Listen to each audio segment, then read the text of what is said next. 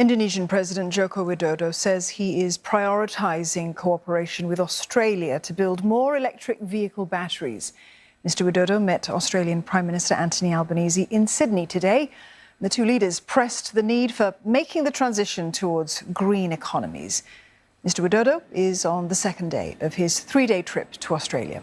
Prime Minister Albanese has announced $33 million in funding for small and medium-sized startup enterprises to assist in Indonesia's clean energy industry. Both sides inked commercial deals across the health, mining and digital economy sectors. The two leaders also discussed security in the Indo-Pacific region. Australia sees Indonesia's success as pivotal to our region's success.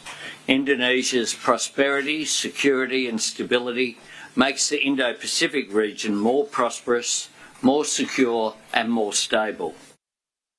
Terkait isu regional dan global, saya menyampaikan posisi Indonesia dan ASEAN sangat jelas.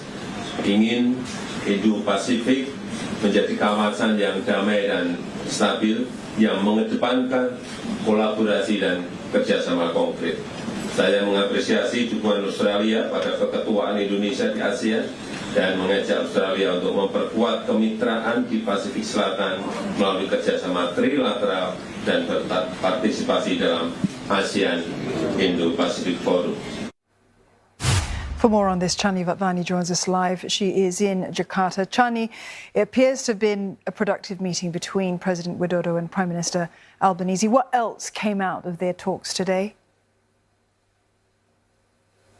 Well, aside from those areas mentioned, President Joko Widodo said Indonesia encouraged the Australian private sector and the Australian National Capital Authority to have cooperations with the planned new capital or Nusantara Authority, while we also had Prime Minister Albanese highlighting the easing of visa rules for business travellers coming from Indonesia, who will now have access to a 5-year visa instead of 3 years previously. Indonesian e-passport holders will also be prioritised at Australia's smart gates. Mr. Albanese also said that Australia will put arrangements in place for Indonesians to access frequent traveller visas, which offer a 10-year visa validity. Now, to put all of this into context, Indonesian travellers to Australia have had to apply for visas which cost between $60 to $100 depending on the purpose of their visit, whether tourist or business. And applicants are also or have been also required to submit medical examination and proof of income.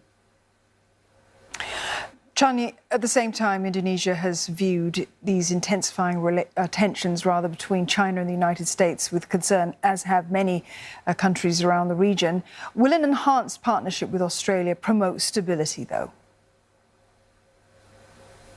Well, that is what Indonesia is certainly hoping for. Indonesia has previously expressed concern about the ramifications of the AUKUS, the Australia, UK and US Trilateral Security Pact, and Mr. Widodo looking now to Australia to use the group to engage rather than contain China and help maintain stability in the Indo-Pacific region. Now, this, of course, against what is viewed as a backdrop of growing rivalry between Washington and Beijing. We know that Mr.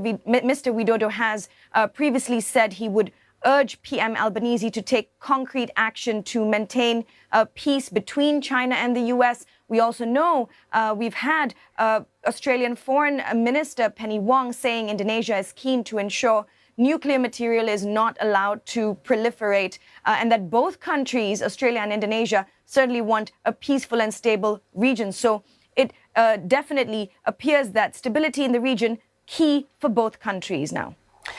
Chani, thank you very much for that. Chani Vattvani there in Jakarta.